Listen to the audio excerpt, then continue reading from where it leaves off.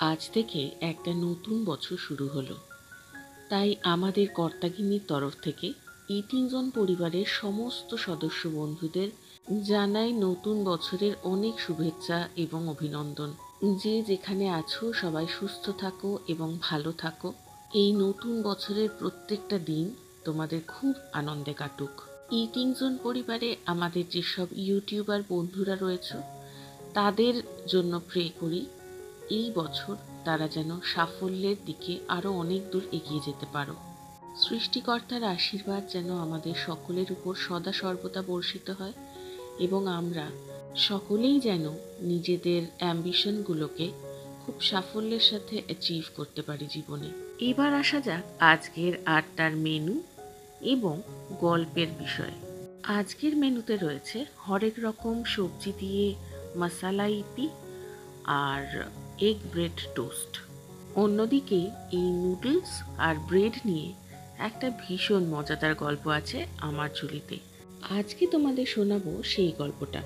অবশ্যই গল্পটা আমার নয়, আমার কর্তার।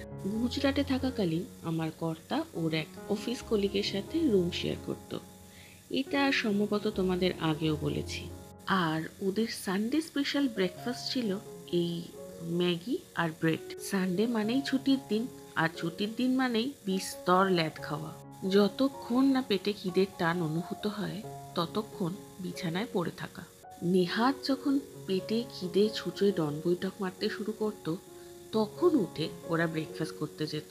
এবং ম্যাগি বানানোর দায়িত্বে ছিল আমার কর্তার সেই রুমমেট। তো কর্তার এই রুমমেটের বউ এবং ছানাপোনা থাকতো দেশের বাড়িতে, আর সে এখানে থেকে জব করত।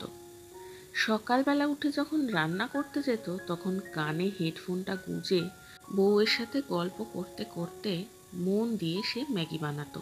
অবশ্য তার মনটা রান্নায় থাকতো না বউয়ের সাথে গল্প করায়, সেই প্রশ্ন এখানে অপ্রাসঙ্গিক। ফলত যে ম্যাগিটা রান্না হতো সেটার ততক্ষণে অলরেডি পোস্টমর্টম হয়ে গেছে। অতঃপর সেই ম্যাগিটাই তারা ব্রেড সহযোগে হাপুস হুপুস করে খেত। এবং ব্রেকফাস্ট শেষ করার পর যথারীতি ওরা আবারও বিছানায় গিয়ে গড়িয়ে পড়ত। একটা মাত্র ছুটির দিনে কার আর রান্না করতে ইচ্ছে করে। লাঞ্চ বানানোর জন্য একে অপরকে বেশ খানিকক্ষণ ধরে ঠেলাঠেলি করত। তারপর দুজনে মিলে জবরদস্ত প্রেয়ার করত যাতে আশেপাশের থেকে কোনো প্রতিবেশী ওদেরকে দুপুরের লাঞ্চে নিমন্ত্রণ করে যায়। মিরাকল ঘটতো মাঝে মাঝে। সত্যি প্রতিবেশীদের কাছ থেকে অনেক সময় ওরা দুপুরে খাবার দাওয়াত পেয়ে যেত। একে তো নিজেদের রান্না করতে হলো না, আর দাওয়াত মানেই ভালো ভালো খাওয়া দাওয়া। ব্যাস আর কি, সানডে পুরো সেটেলড। আর আমার গল্প এখানে শেষ। আজকের খাওয়া দাওয়া এবং গল্প তোমাদের কেমন লাগলো সেটা নিশ্চয়ই নিচে কমেন্ট বক্সে কমেন্ট করে জানিও।